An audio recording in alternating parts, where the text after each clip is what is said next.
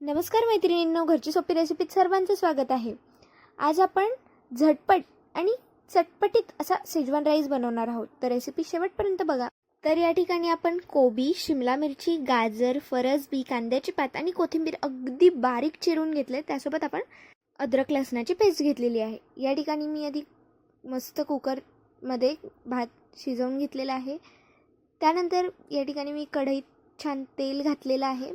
तेल गरम झालं की त्यात जिरंची फोडणी दिली आहे. त्यात फरसबी घालून घेतली आहे.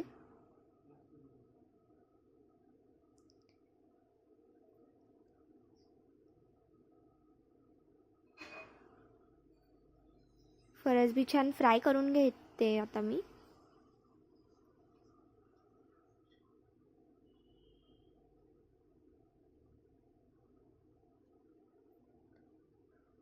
थोडा वेळ मी झाकण ठेवून तिला शिजवलं आहे. यात अद्रक लसूण पेस्ट घातली आहे आणि आता पेस्टला पण मी आता या ठिकाणी मिक्स करून घेते.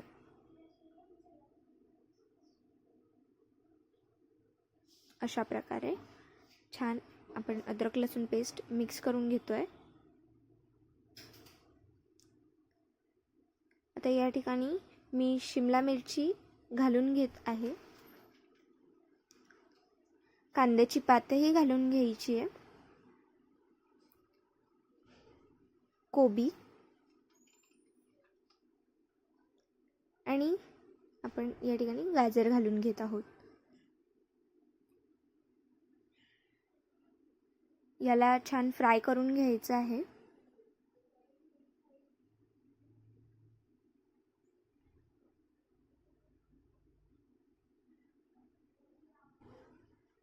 भाज्या छान परतवून घ्यायच्या आहेत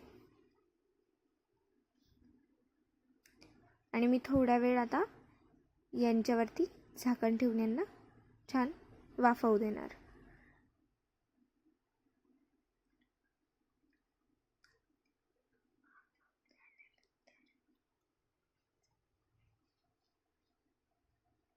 भाज्या थोड्या कच्च्या वाटत आहेत, त्यामुळे मी पुन्हा यांना 2 मिनिटासाठी ठेवते. आता भाज्या छान शिजलेल्या आहेत. यात आता आपण शेजवान चटणी घालून घेऊया. शेजवान चटणी ही तुम्ही तुमच्यानुसार घालू शकता. तुम्हाला जर तिखट करायचं असेल तर तुम्ही साधारणतः 3-4 चमचे घाला. मी जास्त तिखट करत नाही आहे. आणि छान भाज्यांना परतवून घ्यायचं आहे.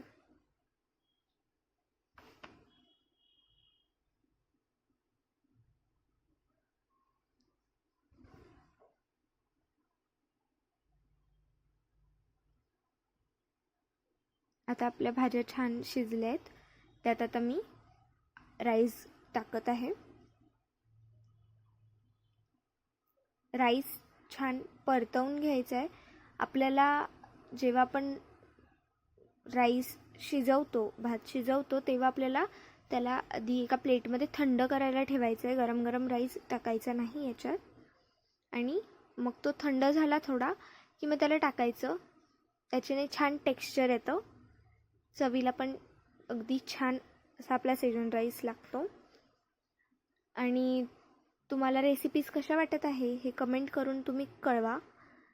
परत व्हिडिओ आवडला असेल तर लाईक करा आणि चॅनलला सबस्क्राईब करा. या ठिकाणी मी सूपची रेसिपीसुद्धा डिस्क्रिप्शनमध्ये ॲड करत आहे.